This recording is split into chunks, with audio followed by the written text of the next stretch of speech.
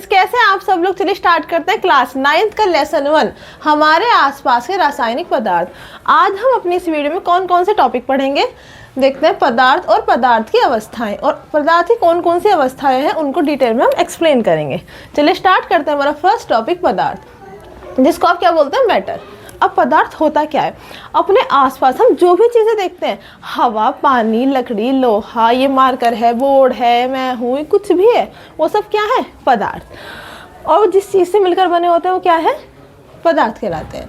इसकी डेफिनेशन देखते हैं। विश्व की प्रत्येक वस्तु जिस सामग्री से बनी होती है उसे क्या कहते हैं, पदार्थ। अभी जितनी भी चीज़ें किसी न किसी चीज़ से मिलकर बनी है वो सब क्या है, पदार्थ है।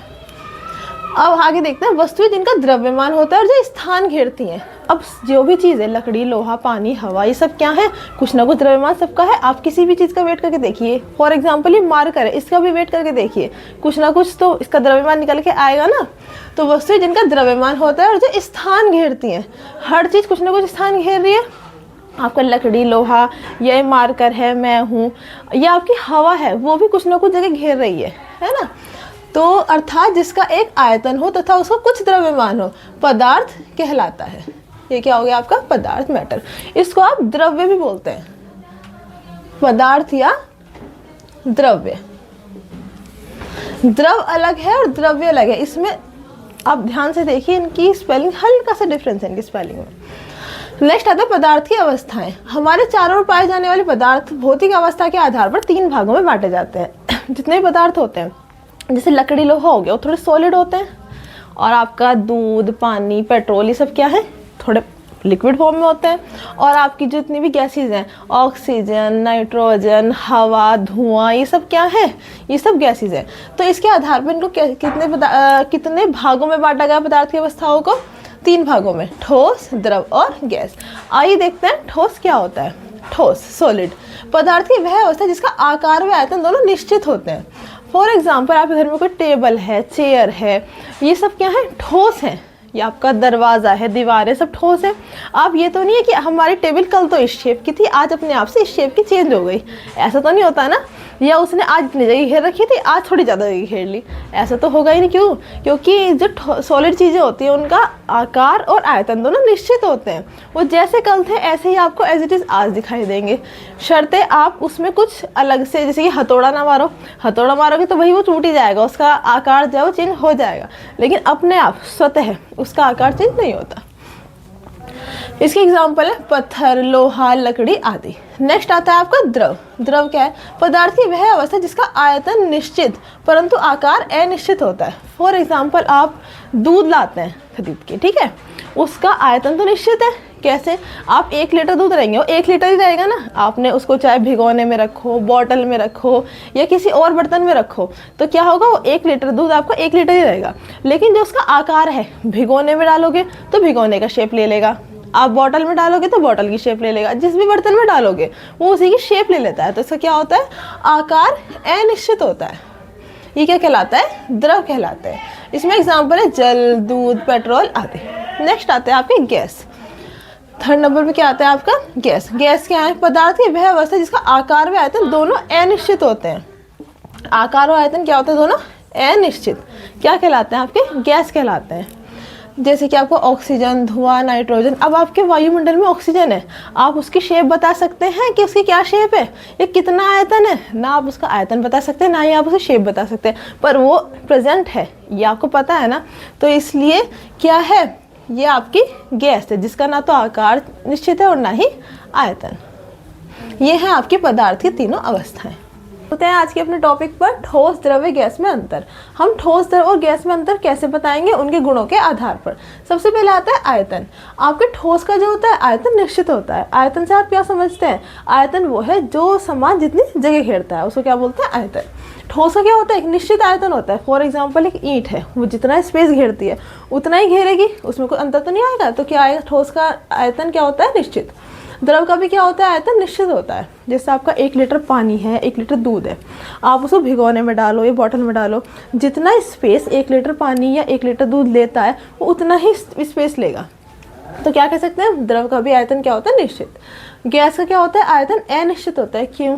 क्योंकि आप जितने बड़े बर्तन में गैस को डालेंगे वो क्या होगा, पूरा स्थान घेर लेगा, वो पूरे में फैल जाएगा, तो इसका आयतन क्या है, निश्चित नहीं होता।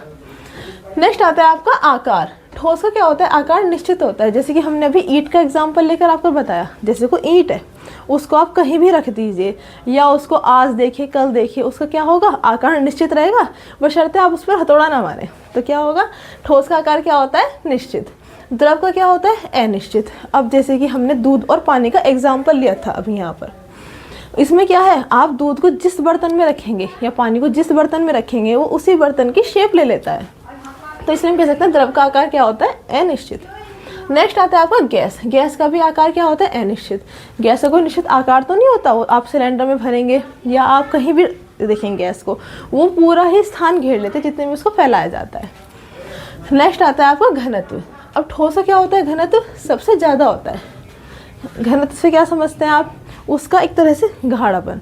क्या होता है, ठोस बहुत ज़्यादा, उसके जो मॉलिक्यूल्स होते हैं ठोस में बहुत ज़्यादा पास पास होते हैं, और जिसकी वजह से क्या होता है, इसका घनत्व बहुत ज़्यादा होता है। ठोस आपका ऐसा होता है, बहुत पास पास होते हैं इसके जो कण होते हैं। नेक्स्ट आता है आपका गैस। इसमें क्या होता है, घनत्व ठोस से कम होता है। क्यों, क्योंकि इसके जो मॉलिक्यूल्स हैं वो थोड़ा सा दूर दूर होते हैं आपके ठोस की अपेक्षा, तो इसलिए क्या होता है, ये तरल फॉर्म में पाया जाता है। नेक्स्ट आता है गैस। गैस का क्या होता है, घनत्व सबसे कम। क्यों, क्योंकि गैस के मॉलिक्यूल्स क्या होते हैं, बहुत दूर दूर होते हैं, इसलिए क्या होता है, इसका घनत्व सबसे कम होता है। फोर्थ नंबर पे आता है आपका विसरण।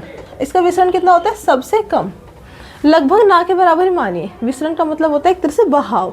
अब ठोस चीज़ें बहती थोड़ी है कि अभी आपकी टेबल रखी थी और बह गई, कहीं पहुंच गई, या कोई ईंट है रखी रखी बह गई, ऐसा तो नहीं होता। तो ठोस क्या होता है, सबसे कम होता है विसरण। गैसों क्या, ये क्या होता है, गैसों से कम होगा द्रव में। आप पानी डालिए, धीरे धीरे बहता हुआ आपका बहेगा, लेकिन गैस की अपेक्षा क्या होगा, बहुत कम बहेगा। गैस को आप खुले में छोड़ दो, आपको फॉर एग्जांपल सिलेंडर की गैस है एलपीजी, इसको आप खुला छोड़ दो, वो इतनी तेज़ी से वायुमंडल में फैलेगी कि आप कंट्रोल भी नहीं कर पाएंगे उसको। तो ये क्या है, ठोसों से कम होता है इसका, सॉरी गैसों से कम होता है इसका विसरण। और गैस का क्या होता है, सबसे अधिक। उसको आप खोलो, वो पूरे, मैंने आपको भी उसका एग्जाम्पल दिया एलपीजी का, आप सिलेंडर खोल दीजिए, वो पूरे वायुमंडल में फैल जाएगा 2 मिनट में। तो क्या होता है, विसरण इस गैस का सबसे अधिक। नेक्स्ट आता है आपको संपीड़िता। संपीड़िता होता है एक तरह से किसी को दबाना। अब आपके ठोस होते हैं, हमने हर जगह पे ईंट का एग्जांपल ले रहे हैं, तो यहाँ भी ईंट का एग्जांपल लो। आप ईंट को प्रेस करो, क्या वो दब जाएगी, नहीं दबेगी। वो जितना स्थान घेर रही उतना ही स्थान घेरेगी। क्यों, क्योंकि इसके पहले से ही इसके जो कण है बहुत पास पास है, तो इसको क्या होगा, बहुत कम या ना के बराबर अगर होगा भी तो मामूली सब आप इसको कंप्रेस कर पाएंगे, क्योंकि इसके अंतराण्विक बल जो होता है बहुत ज़्यादा होता है, क्योंकि इसके अणु क्या होते हैं, बहुत ज़्यादा पास पास होते हैं। नेक्स्ट आता है ठोसों से अधिक। अब द्रव का क्या होता है, ठोसों से अधिक होता है। आप थोड़ा सा लिटिल बिट उसको दबा सकते हैं, आप किसी बर्तन में रख के उसको हल्का सा प्रेस कर पाएंगे। और जो गैस होते हैं इनका सबसे अधिक होता है। आप थोड़ी सी जगह में बहुत सारी क्वांटिटी में गैस को संपीड़ित करके भर सकते हैं, जैसे आप सिलेंडर में गैस भरते हैं। अब इनके एग्जाम्पल्स आते हैं। ठोस का एग्जाम्पल क्या है, बर्फ, पत्थर आदि, ये सब क्या है आपके ठोस, क्योंकि क्या होता है, इनका आयतन और आकार निश्चित होता है। अब द्रव का एग्जाम्पल क्या है, जल और दूध, जो हम जिसके आधार पे हम आपको आयतन आकार वगैरह समझाते हैं। Next gas. गैस का क्या होता है, वायु और ऑक्सीजन। चलिए नेक्स्ट हम चलते हैं पदार्थ की अवस्था में परिवर्तन। पदार्थ हमने कितने प्रकार के पढ़े, 3 प्रकार के, ठोस, द्रव और गैस। अब देखते हैं इसकी अवस्था में कैसे परिवर्तन होता है। अब 3 ही अवस्थाएं, ठोस, द्रव और गैस, तो इन्हीं का आपस में परिवर्तन क्या कहलाता है, पदार्थ की अवस्था में परिवर्तन। जैसे आपका ठोस है, हमने यहाँ पे एग्जाम्पल लिया बर्फ का।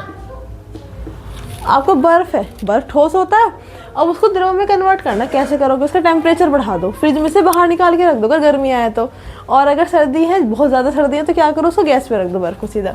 वो क्या होगा, थोड़ी देर में उसका टेम्परेचर बढ़ाते रहो, क्या हो जाएगा, द्रव में कन्वर्ट हो जाएगा, वो पानी बन जाएगा। पानी द्रव है आपका। फिर द्रव के बाद आती है गैस।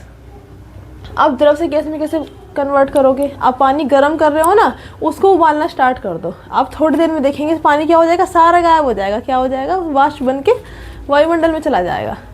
तो ये क्या कहलाएगा आपका, पदार्थ की अवस्था में परिवर्तन।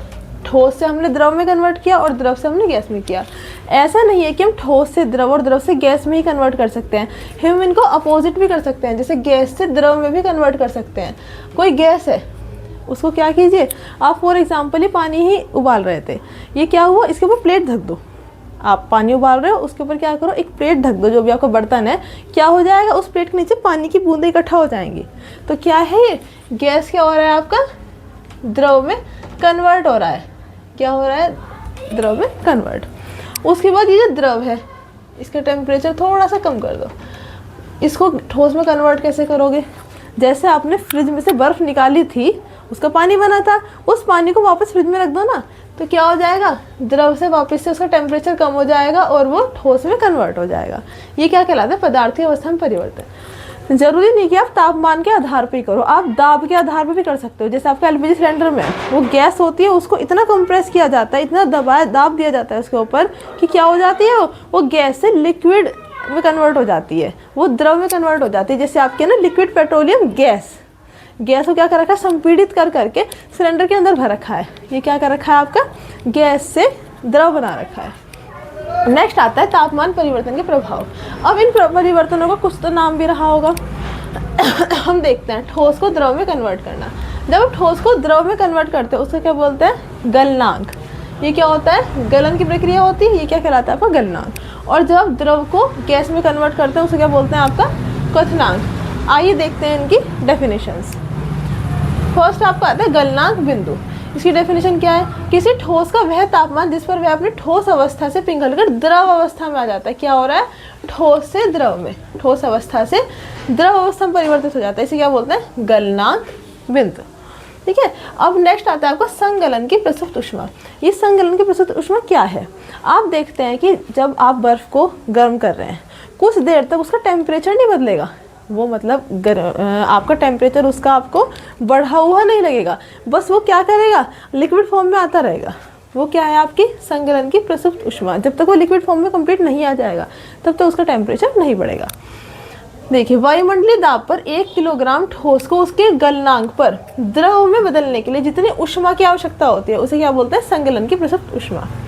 तो ये क्या है, जितनी ऊष्मा की आवश्यकता होती है आपको ठोस को द्रव में कन्वर्ट करने के लिए, इसको क्या बोलते हैं, संगलन की प्रसुप्त ऊष्मा।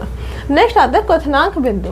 और क्वथनांक हमने देखा क्या है, द्रव का गैस में परिवर्तन। इसकी डेफिनेशन देखते हैं, किसी द्रव का वह तापमान जिस पर वह अपनी द्रव अवस्था को छोड़कर गैसीय अवस्था में परिवर्तित होता है, क्या कहलाता है आपका, क्वथनांक बिंदु।